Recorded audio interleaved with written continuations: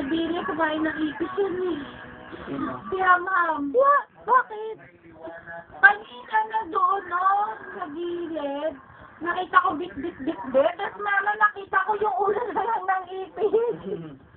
Kanina, ayun yung mga papa ng ipis. Ayun, napakta ko. Nakita ko ulo na lang ng ipis. Yung kagat-kagat. Ganda! Pati ba? Ganda! Di oh.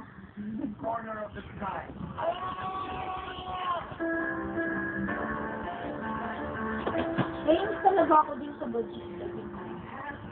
Ang babayo? Nakakataway mo ang babayo. Oo, nakakatawid. Bilis ng panin. Kapayo nga ito eh. Nakakantag-tag ng pain. Hindi ilang beses. Ayan o, yung may gulaklak. Ginagaya si Markel.